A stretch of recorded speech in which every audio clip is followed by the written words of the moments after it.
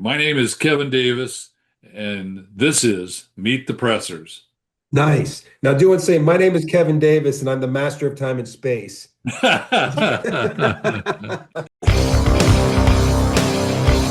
the Pressers with Matt Mallory and Klint Necro. Brought to you by Public Safety and Education and the Trigger Pressers Union.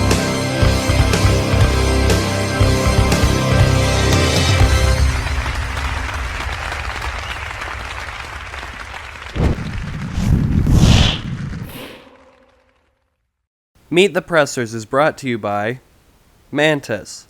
Mantis X helps shooters suck less. Next Level Training, makers of CERT training products. Meet the Pressers is also brought to you by these fine companies, shows, organizations, and our Patreon members. Thank you.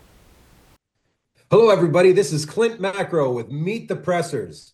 I'm excited. This is our first episode of season number 8. Matt and I have a very special guest that he will introduce here shortly. But for those of you that aren't familiar, Meet the Pressers is a safe place where trigger pressers can congregate, talk about guns, gear, gadget, current events, politics, all kinds of cool stuff. And to kick off the first episode of season 8, Matt, would you do the honor of introducing our very special guest?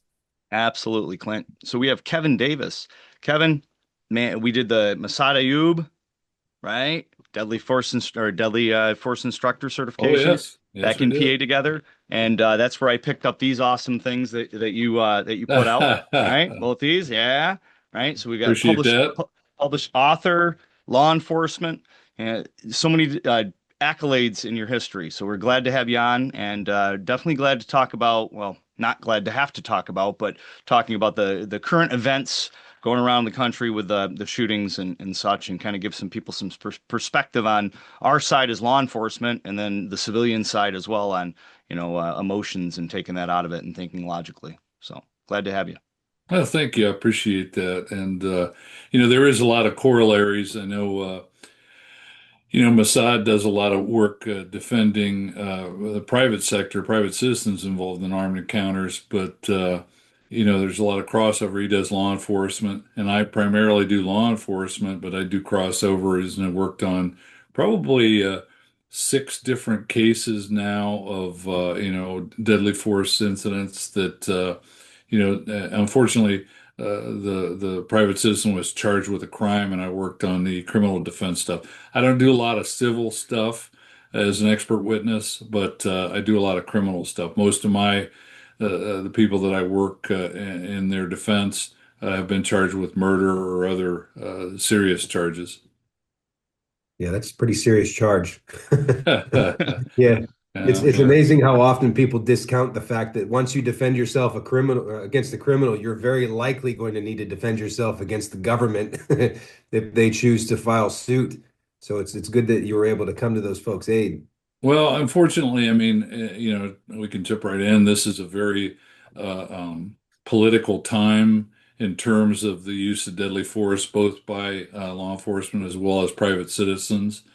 And just this month, I got a call. My wife and I were visiting a close friend this afternoon, and I got actually a phone call I didn't pick up, and the attorney left a message working for a law enforcement officer from another state. But just a couple weeks ago, I got a call from an attorney said, "Hey, are you willing to work on this private citizen, young female?" He didn't know whether she was going to be charged or not. My bet was she probably was, because she was involved in a citizen use of deadly force. She ended up wounding the guy, although she didn't kill him. But the first part of the her case was good. Second part was not good. And as is so often the case, as Mossad points out, and so many other eminent people, John Farnham, others, Andrew Branca, in terms of attorneys that work on the use of deadly force, is that getting the gun is only one part.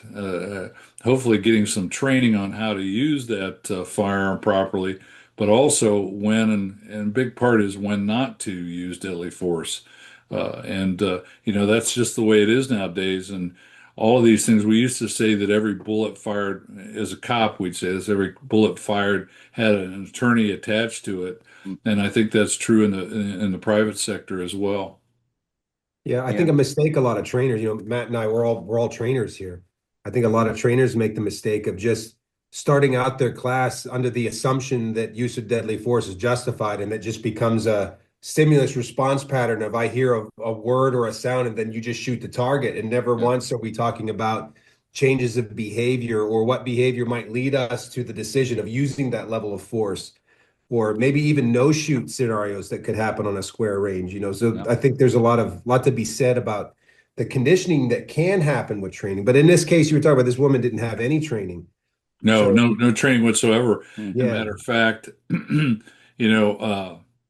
and the first part of her use of deadly force would have been perfectly justifiable, but it was the second part when the suspect disengaged from her, and she went out, left her domicile, and then fired shots. Hmm. And we see private citizens get in trouble a lot because there's no duty to apprehend for a private citizen.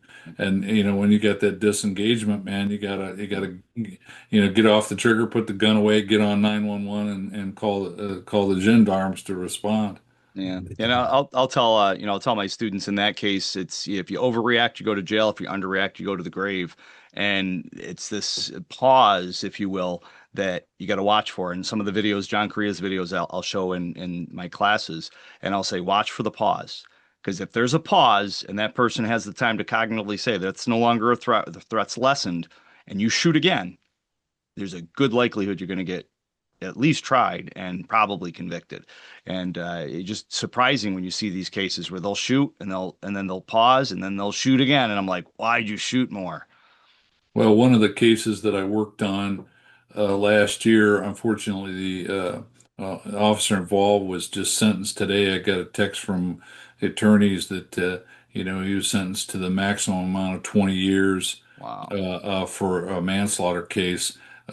Personally, and just so everybody knows how this goes, and we'll assume that there's going to be some crossover here, but this applies to both law enforcement and private citizens, so it works for both groups.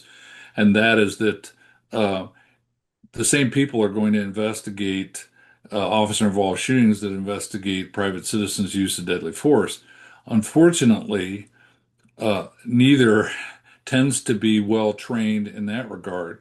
I mean, that's why I wrote the book, Use of Force Investigations, a Manual for Law Enforcement.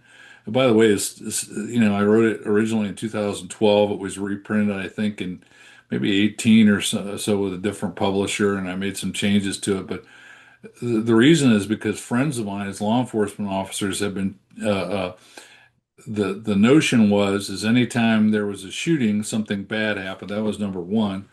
And number two is if the suspect died or whatever, the officer was treated like a criminal suspect. Like instead of being the victim of an attempted murder, attempted, felonious assault by the suspect, they were treated like the suspect. And so that goes along, this whole mental paradigm that's important. And we need to acknowledge that the same people that have done that to law enforcement officers are doing it to private citizens. They're not well versed.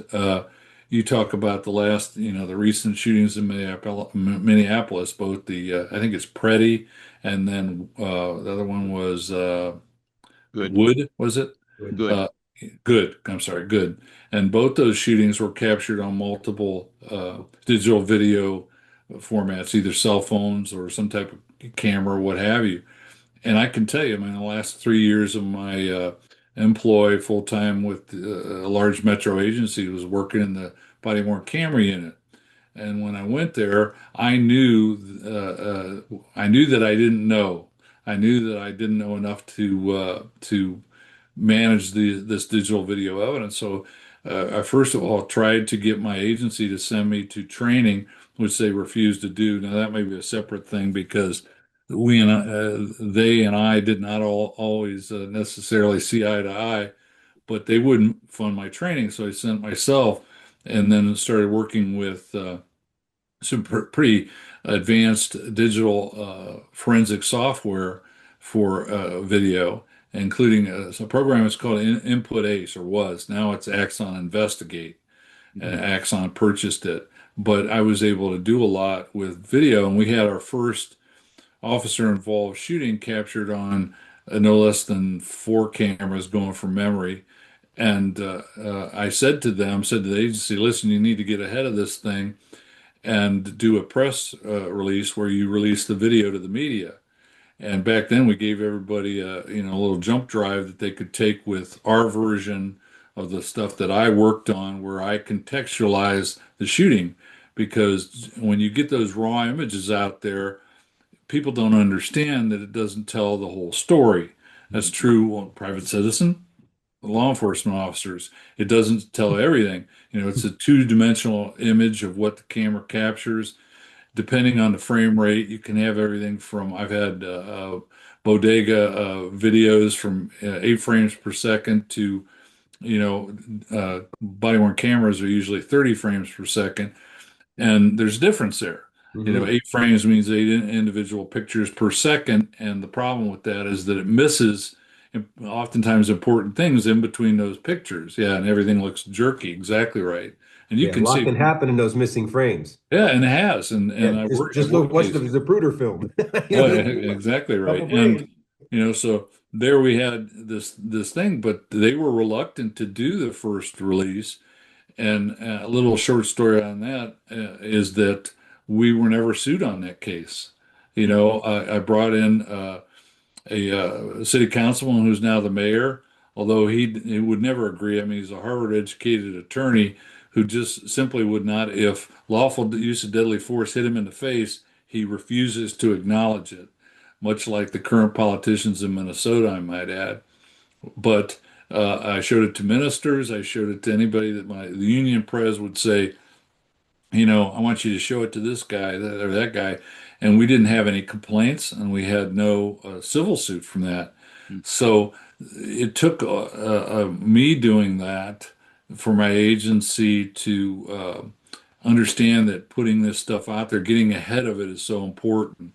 But digital video evidence can, those Ring doorbells from a distance away are frequently about 8 frames per second. That's the herky jerky stuff where you're going to Yep. miss a lot of things. Angle is going to be important, and one thing it misses is with the touch. Law enforcement officers know something called resistive tension. When you're handcuffing somebody and you feel them tense their muscles and everything, Yep. that's called resistive tension, and you feel that. The camera doesn't feel it. And there's things like better low light acuity with a camera and a wider, but a distortion of the camera. For instance, when we see this distance from over here in my frame to over here on a BWC, you'll see that this line of my bookcase is oftentimes curved. And so there's distortion because it's a fisheye lens. There's a ton of different stuff. There's a lot to these investigations, but the same people with good or bad training are going to be doing OISs as well as private citizen investigations. Well, Well, and so much of the stuff that we're seeing now on social media that was allegedly taken by people who were on the scene that day, man, I don't know what to trust. I right, mean, Mm. so much of it is doctored up and AI AI. and Mm. so like if you truly had, we'll call it fresh, true footage from the body cameras, that's one thing. But so much of the court of public opinion now is being uh, they're weighing up their options based upon what they're seeing on social media, Yeah. and so much of that is fake. Which Yeah. that actually can taint the jury and or make a DA want to charge a case that he wouldn't charge, nor he or she wouldn't charge normally, or maybe not charge it because they wouldn't want to. I've seen that a lot as well. When you're the four horse of your apocalypse, I mentioned this to Mossad. I came up with that years ago after interviewing George Zimmerman.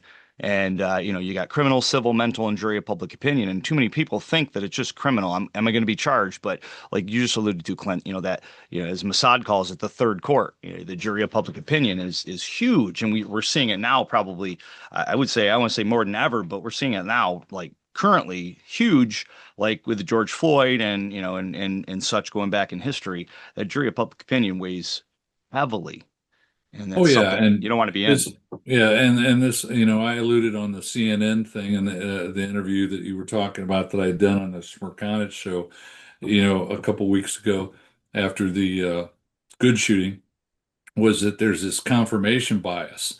Whatever camp you come from is what you tend to believe when you watch a video.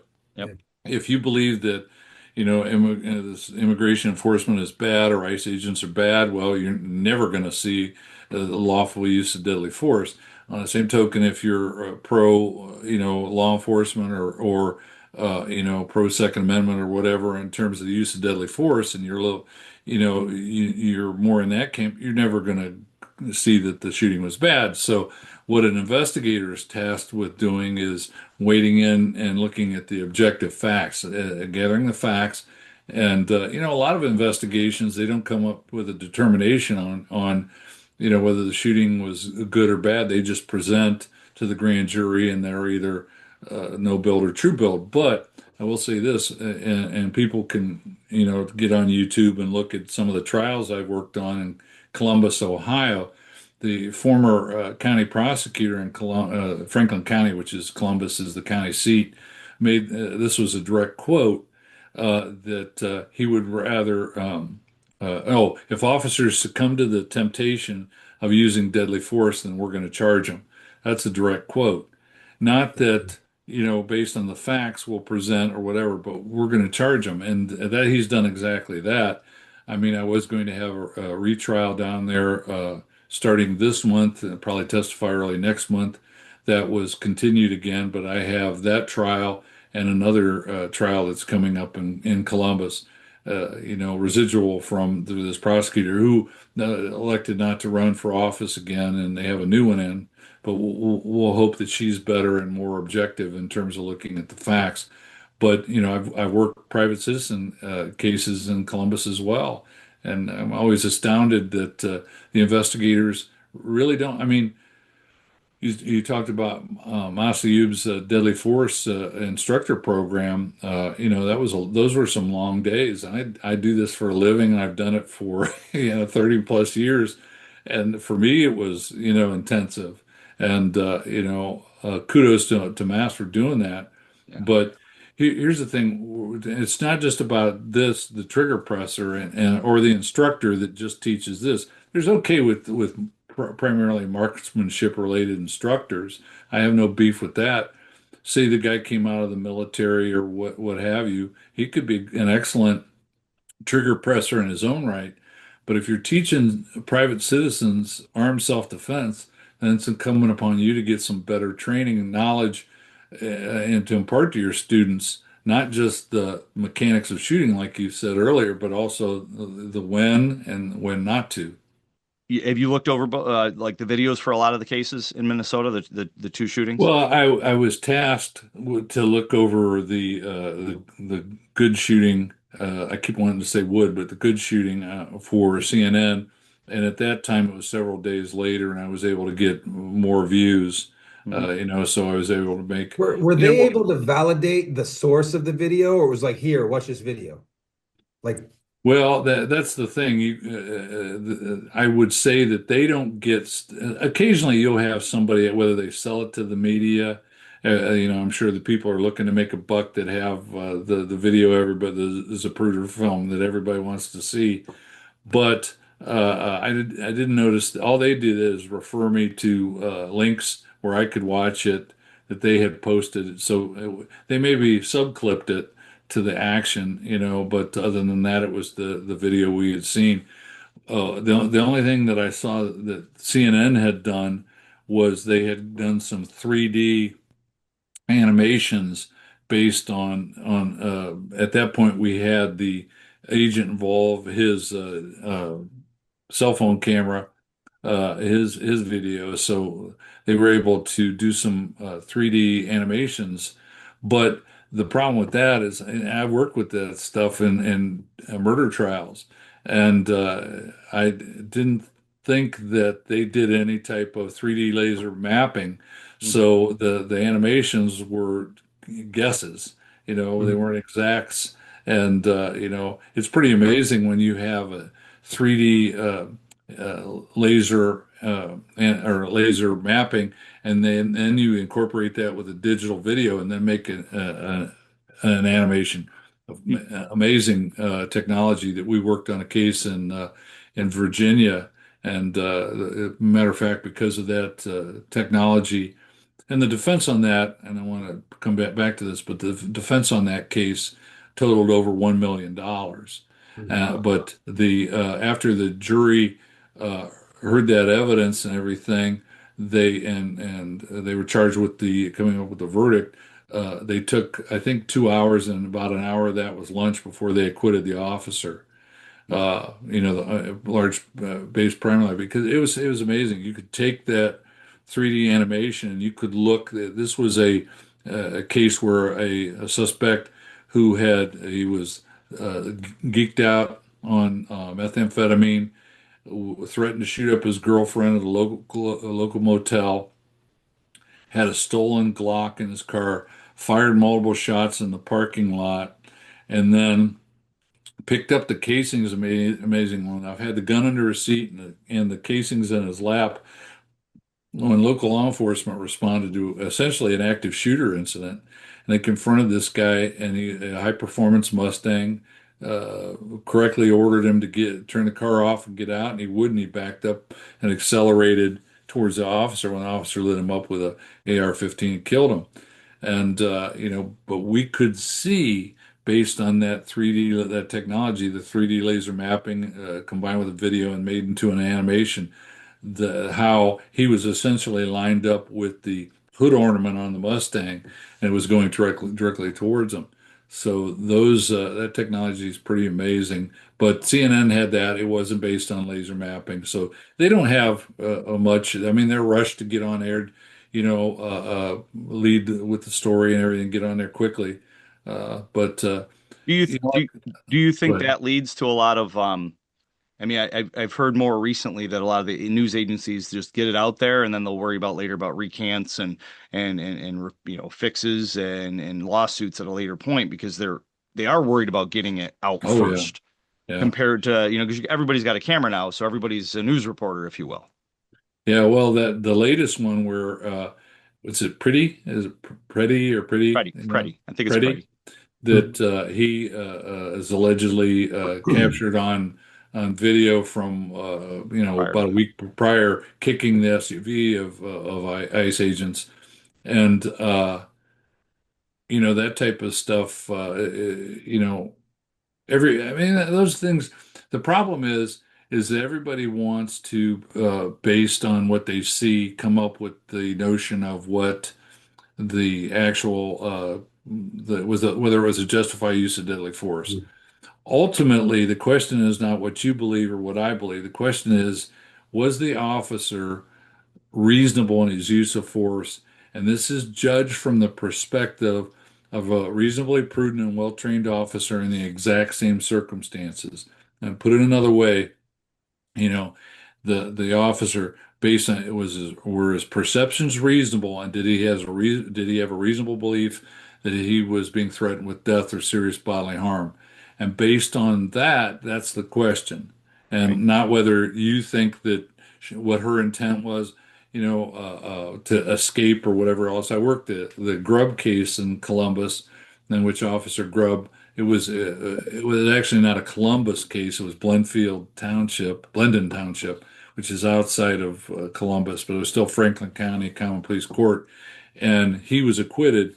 And that's when the young lady was a shoplifter, shoplifted several $100s worth of liquor, and he was in front of her Lexus, and she accelerated into him and actually struck him with the car. He was on the hood of the car when he fired one shot that shot and killed her, and so it's a similar case, but.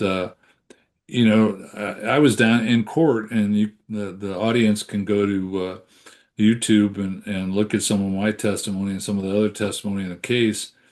And they wanted to argue that he was actually hit by the car. And I said, there was this question. It was kind of funny. He fell off the car. And I said, well, he did fall off the car. And they said, he fell to the ground. I said, well, he didn't land on anything else. He landed on the asphalt of the parking lot. But yeah, he fell off the car. And it was just this semantic thing that I'm going, really, you're going to argue, Yeah. that he fell off the car, and what they, I didn't say, he didn't say, and there was no evidence to indicate that he hit the ground with his torso and rolled or anything like that. He landed on his feet, but he landed on the ground. And it was just, that's how Well, silly some of this gets. it's like the hood or the good shooting, right? They're saying, well, the car hit him. He didn't, didn't hurt him, and other people are saying he's walking away with a limp, and it's like, you got hit by the car. What I mean, how much does that matter? I mean, that car touched you, and correct me if I'm wrong, Kevin. I'm pretty sure I'm right on this, but it doesn't even have to hit you. If it's coming in your No, direction no, and no. you perceive that it's going to hit you, that's all that matters. And a lot of people think like, oh, these officers are out there executing people and that's what they want to do. I never put the uniform on. I just worked Monday. I don't put the uniform on to go out and shoot people. That's the last thing I'd want to do. I don't want to be in a violent encounter. I might not come home from it. I don't get why people just think that it's a Gestapo and that's their goal is to go out and kill people. I know no officer that just says, yeah, I can't wait to shoot somebody today. Never met one. Oh, it's a political movement trying to demonize an institution. And when something unfortunately happens like this, it's an opportunity to cry victim. And I can't imagine you could find an impartial jury with this, as much stuff is out there. But ultimately, without having seen all the evidence, I'm going to just kind of punt here. It seems to me as if this is a reasonable, justified shoot for a police officer based upon the limited things I've seen. And people also have to understand the use of deadly force for a police officer is a different standard than the average citizen, because the Right. cops are allowed to go one level above for the protection of humanity, for lack of a better term. So, if he's not convicted, people are going to have a fit. If he is convicted, Yep. people are going to be emboldened to continue to do this kind of lawlessness. It's actually, every year I get a little bit older, and every year I think, wow, man, it just can't get any crazier than this. And my Well, wife and I have that conversation on almost a daily basis. She'll look at me and she'll say, who would do this? Why would they do this? And I go, hey, you're not talking to, I mean, fortunately, we don't think like these Yeah. people do, that we support law. For instance, the whole notion in Minnesota is still obviously stuck in this defund the police and everything. And I see Professor and Dr. John Lott publishes some numbers on some of these things in terms of the use of deadly force for both private citizens as well as the law enforcement. And the numbers just don't bear out. I mean, I did a thing a number of years ago when I looked at the Washington Post statistics on officer-involved shootings, and I broke that down in terms of the numbers. And the majority of people that were shot were white, and not black. And the majority of people were armed, Mhm. and even when they said the people that were unarmed, I found a number of errors where one, I went to the new, what I did was link to the news articles based on the posting and read and found on a couple of them at least that the guy had a gun, was going for the gun when he was shot. So apparently, not or armed does not include reaching for the gun to shoot, but having it in your hand. It gets that silly. So this whole political thing that's going on, as you said, I oftentimes think it can't get any worse, and I'm wrong. you Yeah. know, and even that, even with prosecutors, these special prosecutors that I've dealt with on several cases, I mean, some of the things, reasonable suspicion. That is a standard in law enforcement. It means that the officer has reasonable suspicion to believe that a crime is being, or about to be committed, and the suspect did it. Based on reasonable suspicion, you can detain somebody. You can even use force to detain them. You can detain them to do a Terry stop, where you talk to them based on your belief that a crime is going on or about to. And then based on some other things, you can do a Terry pat down, which is a pat down of auto garments for weapons. And, one time I argued with the prosecutor for about 15 minutes that what the suspect did was adequate, reasonable suspicion for the officer to stop him. And I'm going, this is really a prosecutor that, I mean, he's lost all validity out there. Yeah. And, so I'm confronted with this on a regular basis. It's disappointing because Yeah. it's all political. And the Yeah. politician in that one case I told you about, the shooting in Virginia motel parking lot, he just believed he didn't necessarily believe there was probable cause to charge the officer with murder. He believed that this needed to be, dealt with out in public. Lawfare. Yeah, that it should be out there. And this is what I said in my book in 2012, and it's even worse now. I never predicted it was going to get this bad, but I hate to say I was right, that they would rather charge an officer and have him prove his innocence than vindicate him in a professional investigation. And that's just the truth. Let's and I'll wrap it up with this. The state of Minnesota says, well, Hennepin County, where Minneapolis is, the prosecutor's office should be involved in this. Oh no. Take Hmm. a look at what is it? Moriarty is her name, and there was a shooting of a trooper, Ryan Lundgren, I think is his first name. I know it was Lundgren, but she prosecuted this poor trooper on a perfectly good shooting, even when her own expert that she hired said, no, this was a good shoot. And then she withheld that information from the defense. So that's her name is Moriarty. And similar to Franklin County in Ohio, where I was talking about earlier, these progressive prosecutors want to charge the officer and have him prove his innocence versus, vindicate him or clear him in a professional investigation. Well, You know, that it's also panders to the base misinformation and the cause that's anti-law enforcement, anti individual liberty and freedom for that matter in many cases. yeah. Yeah, and look at, I mean, Cash Patel, I think, is doing a good job. I had hoped that Dan Bongino would stay in there, but I can understand why he would bail. What a mess. But Patel was made a statement. I think he corrected himself about, not carrying, that's illegal to carry in these types of protests or whatever. Yeah. That's not true.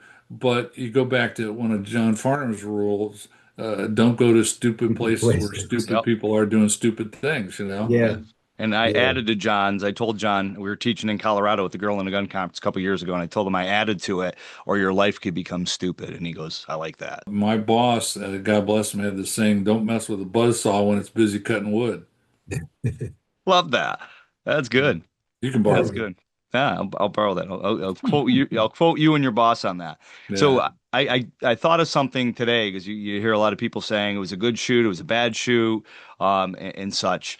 And I think I want to get your take on it, Kevin. It says the shootings were justified. Both the Minnesota shootings were justified, but they weren't good shoots. And I don't really like to say they weren't good shoots, but I was trying to think of a better way to say it. Because if rolling it back, if the officers at that point knew hindsight that that person, didn't have the gun at that time or good wasn't going to hit them, which we don't know, then they probably wouldn't have shot. But at that moment in time, they shot because they felt their life was in danger. So it was justified, though it's unfortunate. Maybe unfortunate instead of good might be the better word. I don't know. What are your thoughts? Well, I'm not gonna, as a professional expert witness that works on these cases, I won't say that justified. I won't because I don't know enough. Okay, fair. Quite honestly, and I would like to know more as a professional that works on these things. That said, I hear the term awful but lawful tossed out there. Yeah. And, I don't necessarily like it because what you're ultimately saying is it's lawful, you know. Mm. Now, listen, there are those shootings that happen. You could have a bus full of nuns as witnesses that see everything and, testify that the officer, they believe was, in reasonable fear of his life, etc. But for some people, it's not enough. No Yeah. matter what it is, they just refuse to. They believe that if a shooting took place, that it was a failure. Yeah. And oftentimes, the use of deadly force, and this is a private sector too, law-abiding private citizens and honest to fear of their life that use deadly force. Let's not say, I'll get back to a case that some attorneys contacted me in DC about, that wasn't that. But, those cases were, you needed to examine the thing and not just condemn it as a failure for the use of deadly force. I mean, it's just not in and of itself a failure. It's sometimes what happened, the exact thing that should have happened. I mean, we pay police officers to protect us and to enforce the laws. I mean, law enforcement has as its root word force, Mhm. and then they would give them all those tools that they wrap around their gun belt. And then when they use one of them, we're so quick condemn them. Didn't Ridicule. used to Yep. be that way, No. But yeah, I don't like the term lawful but awful, but I can say that these are complex incidents Right. that need professional investigations, not by Hennepin County, not by Mary Moriarty's office. Yeah, and that's probably why the Trump administration said, no, the state's not handling it. We're Oh, I handling think it. I think it had a lot to do with it. Yeah. I mean, there are some quotes from the Minnesota Law Enforcement Officers Association. They tried to, well, they did make a complaint to the Bar Association based on Moriarty's things that were, once again, you have exculpatory evidence and you don't provide that to the defense. You don't that their investigator had said no, it was a good shoot. With So, the vehicle, shooting into the vehicle, there's been some instructors out there that said, that have said not, it's not reasonable to shoot into a vehicle. It's not going to stop the driver immediately. Then the vehicle's unmanned if the person does get shot and they go unconscious. That's one side of it, and I want to get your take on it. And then the other side of it is I've seen people, civilians, why didn't they just shoot the tires? Kind of like, why don't you just wound them? So it's like, okay, you're going to shoot the tires, which isn't effective. It's not going to make the car stop immediately. And the thought is, you don't wound people, you shoot the person that has the gun. You don't try to shoot the gun out of their hand. So my thought is, you shoot the driver because the driver's got the car in their hands. I mean, is it going to stop them immediately? No, but it might slow them down. It might redirect them so they don't run you over. The reason why you're shooting them. What's your take on that? well, there's multi-facets of this thing. I'll just say about cars and tires. I remember one of the first pursuits I got involved in as a young puppy deputy for the sheriff's office back in the day was, they had the rooster tails of sparks flying from both rear tires because he'd blown tires out in this pursuit and he was on the rims. Mhm. So just, blowing a tire doesn't guarantee you anything. That's number one. Yep. Number two, we could talk about policy and this policy that agencies have that, may indicate you can't shoot at or from a moving vehicle. And I said, okay.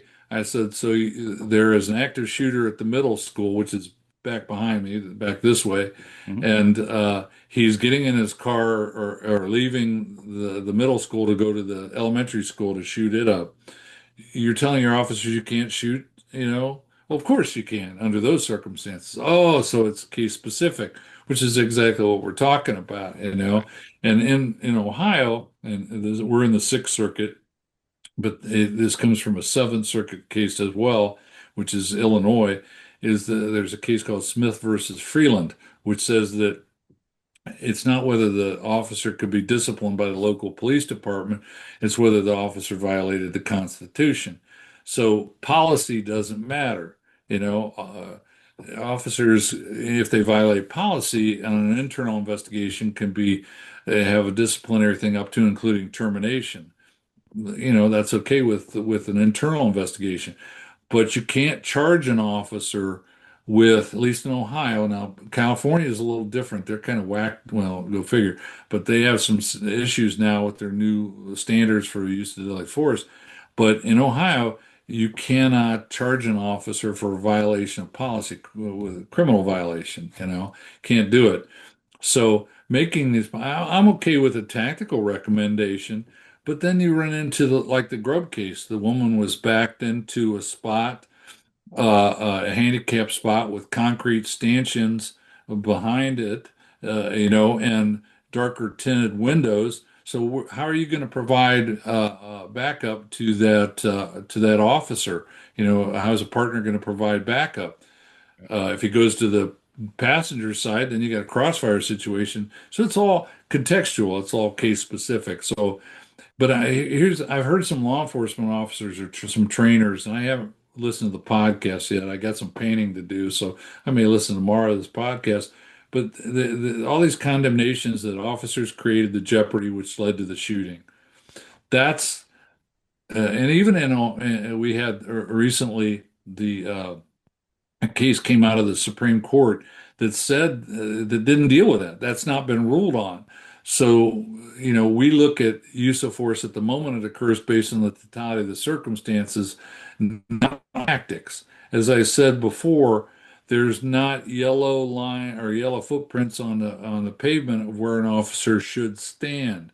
Right. So it's all subjective, Dynamic. and a lot of it is fact and circumstances driven. So I don't like prohibitions about shooting into vehicles. I could come up with, as soon as they do that, I could come up with reasons why, a hypothetical where they'd go, oh yeah, that's a good shoot. Well, life is situationally dependent. That is most certainly the case. But Hmm. people also have to realize too, like more people are killed with cars than anything else. Yeah. So, a vehicle most certainly could be a deadly weapon or be weaponized Well, to in kill. research, yeah, in research I did for the Grubb case, I found that more law enforcement officers are killed with pistols and rifles than cars. Hmm. But cars are used as weapons, when they're specifically used with the intent to run over an officer, more than shotguns and knives are.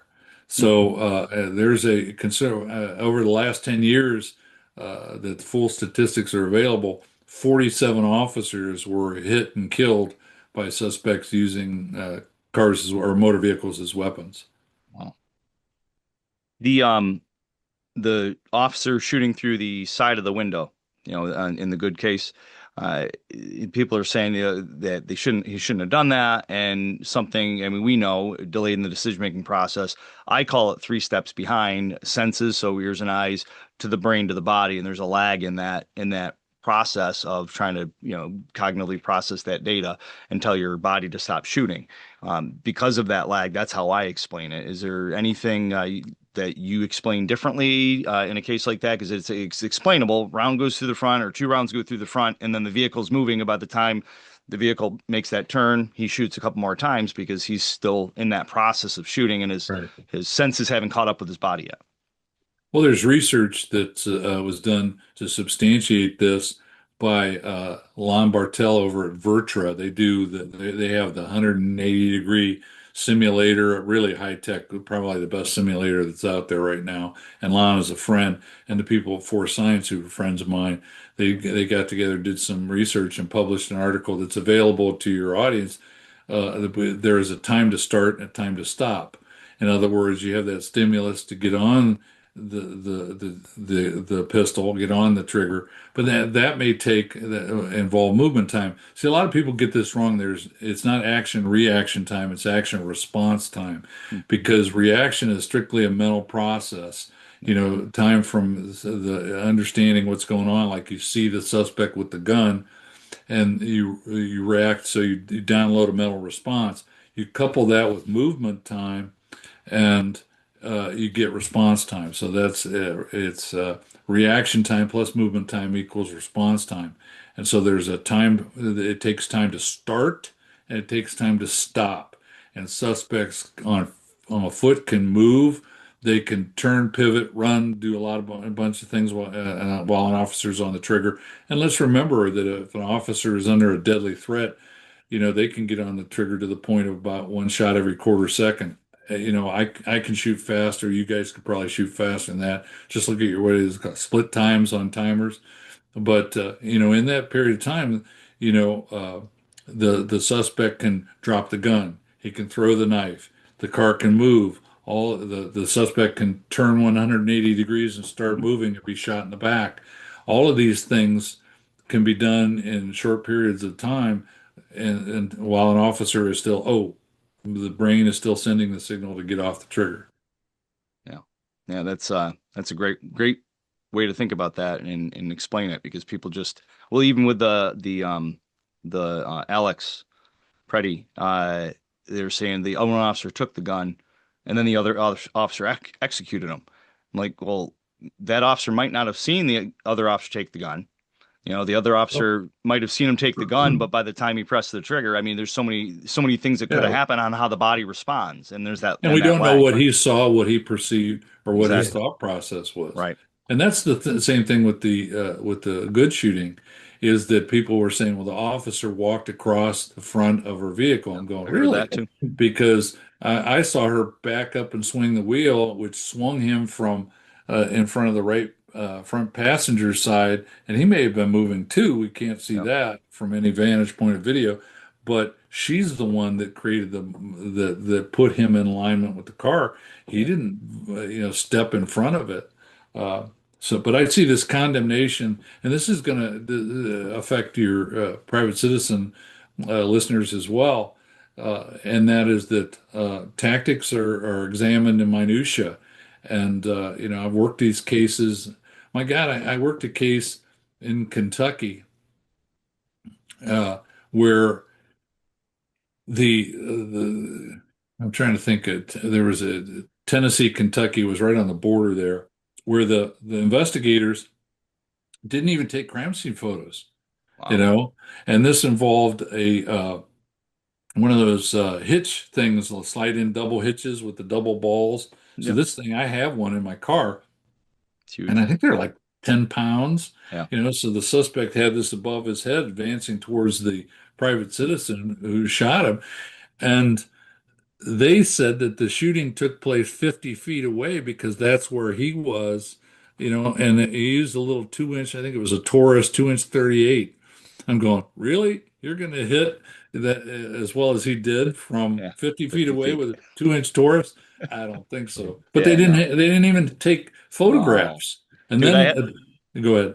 I was gonna say I had a dog bite case on Monday and I took crime scene photos of that. So I mean Yeah, it's like it's just yeah, but it and then there were body worn camera videos involved, and I couldn't get the body worn camera videos, and they apparently lost them.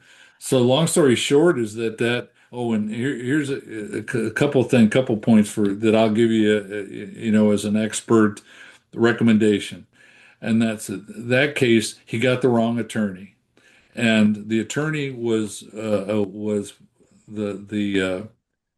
objections were made on almost every single question that he put to his client who was taking the stand. And that's why they got a second trial because it was that bad. wow. And so anyhow, he had served, I think, somewhere around 4 years or so, and they let him out rather than have a second trial. But it was pathetic. But once again, get the right counsel. It makes all the difference in the world, and join one of these associations or something that has prepaid legal. I mean, I'm a retired law enforcement officer, so I have fraternal order of police. I also was with the Armed Citizen Legal Defense Fund until Mhm. they dissolved, and then I moved into I forget the new one that I have. But get something because just like that, it was Bristol, Virginia. You can look at that case. It was over $1 million for the defense in that. So you got to have something that's and some association that has a track record of defending you, not looking to come up with reasons not to defend you, because there's some of them that the first thing they do is try to get out of it. Yeah, I'm a big proponent for the USCCA. I think it's a great organization. But even if someone chooses not to do that, they need to have a lawyer on speed dial and have the money to pay for them in case they need them. Because if Yeah. they defend themselves physically, they're very, very, very likely going to need to defend themselves legally as well. And And these things, I don't come cheap, gentlemen. I mean, yeah, people, I tell them, some of my retired friends from my police department how much I make an hour, and their jaw drops and everything. And I said, well, I mean, just for me to look at a case, and I guess I can say this, I don't work on a retainer, but just to look at a case because of all the digital video evidence and all the evidence that I have to review just to make an oral opinion of whether I'll work on the case for them is very expensive. Yeah. And after that, it's an hourly rate that and I'm not even I don't charge the most of people out there. One guy I routinely testify against goes anywhere from 450 to $500 an hour, and that's as an expert. And you know, I don't charge that, but I'm worth every penny. Hmm. What was it that Mossad said? It was like I think you're saying 350 an hour is you should be around that or something if I remember. Isn't that what Yeah, he said in the class? yeah. I Yeah, mean it's it's it's around there, and I and mean yeah, you can get a guy. I was doing work for Ohio law enforcement officers, and charging something, and the association I was working for was a branch of the Fraternal Order of Police. They loved it, but meanwhile, I talked to an attorney, a friend of mine, Laura Scary, who's an attorney from the Chicago area, and she said, "Kevin, I don't know what it is about Midwest experts that don't charge what they're worth, but." You'll get more work if you charge more. Yeah, It's true. that's actually a thing. I know a lot of instructors that undercharge and it undervalues their worth. It's Yep, it's true. It's for sad but sure. true. And what's it worth to I mean I have a reputation as you know I'll just say this when I walk into court on especially a law enforcement officer use of force, I'm the most knowledgeable person in the courtroom in terms of use of deadly and non-deadly force. Hmm. And that's all the prosecutors, defense attorneys, and the judges for that matter. That's my specialty. That's my niche area, and I've been doing it for about 30 years. Well, So when God you're bless Yeah, you. God bless you. When your name shows up, they're like, "All right, we're done. We're just gonna Yeah, we're not right, all right. charges dropped." Pack it up, pack Um, it up, send them away. dollar amount, I usually will say to my students, it's you're looking at $5,000 to $10,000 for a retainer for an attorney. If a really good attorney, probably 20 grand for a retainer, just to look at the case. Then if it goes to trial, you're looking at probably around $100,000. And if it's a national trial where that's news and everything, and the jury of public opinion's out there, then you're looking at millions of dollars. Would My you? attorney, his retainer for a murder case is $250,000. That's his retainer. Wow. Yeah, Yeah, but I want the absolute best guy I can possibly get. Yeah. No, absolutely. I will tell you that Ohio we must be cheaper because like the Bristol, Virginia case, I work a case in Spotsylvania, Virginia. Both of those were over $1 million. Ohio, it can be somewhere around $60,000. But a lot of the attorneys that work on that are on retainer to the Fraternal Order of Police, which is a good. Still a member of the FOP, and I tell officers if you don't have that. Legal protection through the FOP, get it.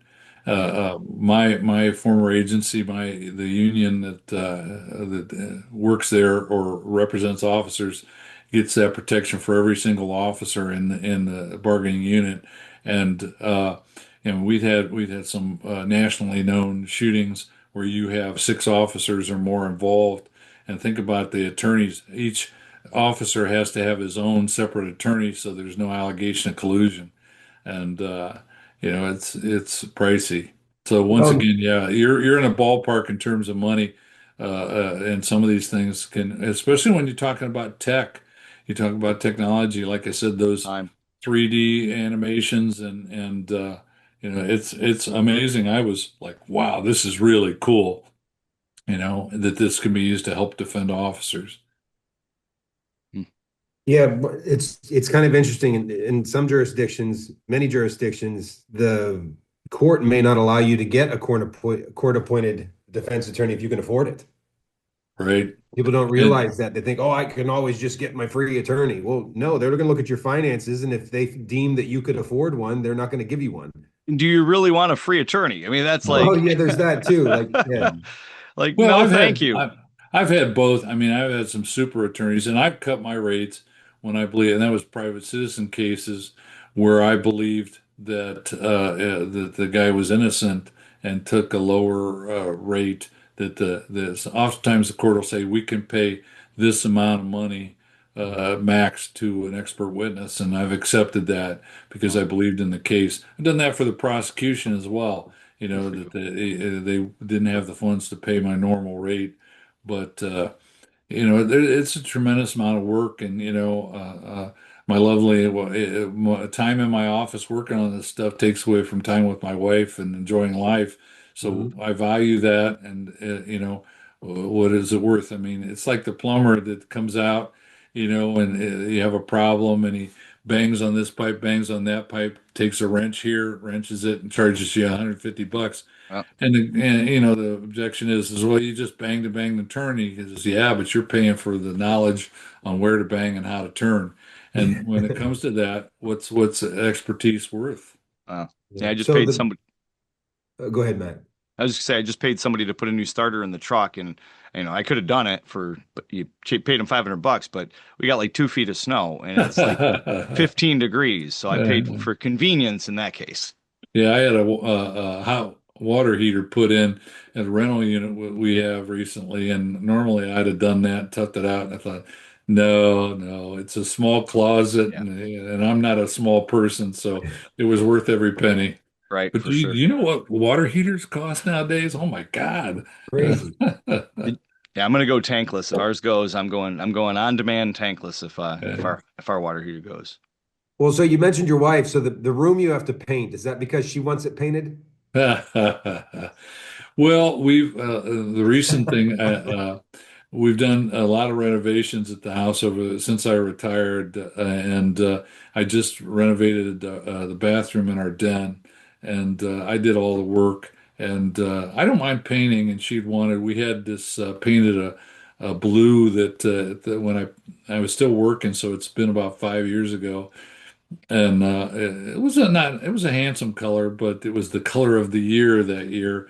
Mm. But we just got tired of it, and so she Color of the wanted year. it. And I'll tell you, it looks very nice. I'm a decent painter. I'm a decent handyman too. So, when you can't go outside and do anything, walking down and working on the bathroom. Although I will say that we got Amish built vanity and a concrete countertop and sink. Man, those things are heavy, dude. Hmm. Yeah. So you're doing it right. You're not just taping it off and trying to go Oh up no, to no, it looks pretty nice. Now that's all the painting is done, touch-ups done. So Nice. tomorrow's putting everything back on the walls and getting the room straightened up again. So yeah, it goes on. No, nothing like it. No, nothing like a contact high, right, Kevin? oh, Exactly. But I tell you this much, and I would advocate because my students in law enforcement always were amazed that I'd go to the range even after I was the primary firearms instructor when I left the training bureau to go to body worn camera, and when I would go back and do qualifications and everything, anytime we went to slide lockback, we were running a drill or running an exercise, and it didn't require a reload or whatever. We went to slide lockback. I would draw my backup gun out of my pocket and point it. And the young kids next to me, they had never heard of backup guns. And so even when I'm painting, I have a Smith& and Wesson 640, in my pocket. So, of course, you're talking to somebody that one time I had a crack addict, I think he was 20 years old, try to rob me about less than 100 feet from the front doors of the police training bureau. And yeah, he had a what turned out to be a looked like a Raven 25. You guys are maybe remember those. They were $40 guns back in my area back in the day, a little cheap 25 auto, and that's They what it call looked like. those. They call them not Saturday night Saturday night specials. specials. Yeah, yeah, Yeah. yeah, yeah. And they were $40 guns back in the day, and they were all over the place. Versus nowadays when you have 9 millimeter and above. But anyhow, I almost smoked his ass, and I didn't. But I was very irritated with the man when I took him into custody. But the thing was, is that I came back after I arrested him, took him back in the training bureau and everything. People that were in training that day came up to me and said, "Man, I would have had to give him my money because I didn't bring my gun to work today." no. Right. And I'm going, wow. So first rule of a gunfight is, as you guys well know, is have a gun.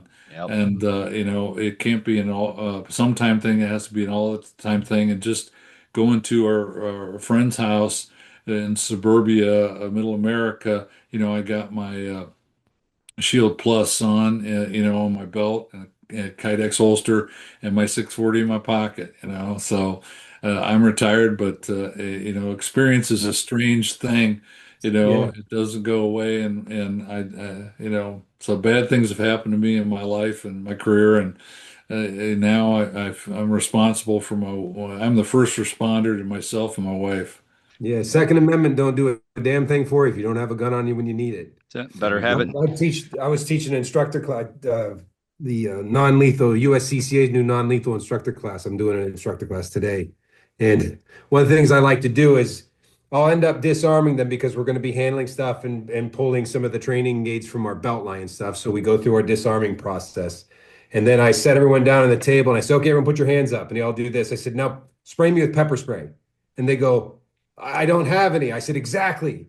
Pepper spray ain't going to do a damn thing for you if you don't have it in your hand. And then I'll pass the units around so they can start to work on some of the exercises. But yeah, you got to have it on you. Got to have it in your hand. Certainly. Well, it's and I'm 64. I'll be 65 in a few months, and I did a very active law enforcement career, taught defensive tactics for 25 years, and got the arthritis in my hands to prove it from all the striking and everything. Got a titanium knee in my left leg, and I don't heal so fast anymore.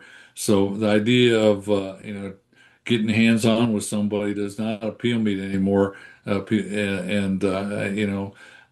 whole thing about, hey, listen, I'm not going to the hospital for you or anybody. So, I'd rather have an equalizer, and that includes, my car having batons and pepper spray and everything, and I know how to use them as well. Yep. But and that goes back, I guess, to what we started out with. It's not enough to have the gun. It's not enough to have the training. You got to have that legal foundation. And I'd love for the audience members to buy my book, Citizen's Guide to Armed Defense.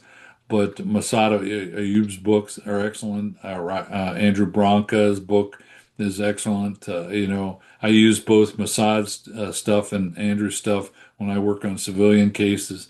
And it's incumbent to know the legal standards because you're going to be held accountable to it, whether you know it or not. Absolutely. So where can people pick up your books? Well, at Amazon.com or wherever fine books are sold. There you I go. like that. Like that. Nice. Well, it's Yeah. awesome having you on. We could talk for hours with you, sir. It's Well, I appreciate it. wealth of And knowledge. thanks for having me. And if people are more interested, I have a blog, website, which is katie-forcetraining.com. That's my initials, K as in King, D as in David, hyphen forcetraining.com. And I usually get out a blog post about once a month or put a link to articles. Like if people want to watch the CNN pieces I did, both of them are linked on my website Mm. and my blog spot. So I'm out there and appreciate folks tuning in. And all I would ask is that listen, we need to let these professional investigators do their job, look at these incidents, and come to a conclusion based on the legal standards, not on an old buddy of mine now deceased called it. He was a sociologist, and he had a term phenomenology, and it's what people how things make people feel. Well, that's not how we judge a use of deadly force. We judge it on the facts and the law. Yeah. Well said. All right, Yeah, absolutely. Well, thank you again for coming on. Greatly certainly. appreciate it. And if there's any way Matt or I could be of any service to you or any of your endeavors, don't hesitate to ask. And Careful. I take people up on those offers. yeah, well, I suppose we Glad could you- help you paint too. I'm not Yeah, great it's at all painting. done. It's all done. That's a hollow offer. Yeah, I know your bathroom's already painted, but if you need help with it. But I thank you anyway. Super. Well, you stay safe. All right, take care. Join us in Harrisburg, Pennsylvania, February 7th through the 15th at the NRA Great American Outdoor Show. Matt Mallory will be teaching seminars on Saturday, February 7th and Sunday, February 8th. Klint Macro will be presenting seminars on Friday, February 13th, Saturday, February 14th, and Sunday, February 15th. Visit us and our sponsor booths at the Great American Outdoor Show. Lots of sponsors that make this show possible, like Mantis, Next Level Training.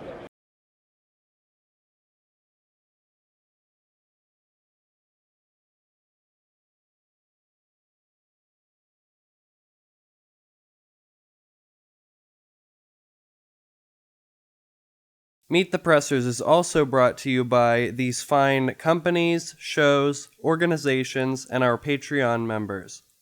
Thank you. Thanks for watching the show. Make sure you like, subscribe, share, and click that little bell thingy so you know when the next episode's coming out. Support us on Patreon. Come to one of our classes. Host us to come to you and do one of our classes at your location. And until next time, Adieu. Thank you for watching Meet the Pressers.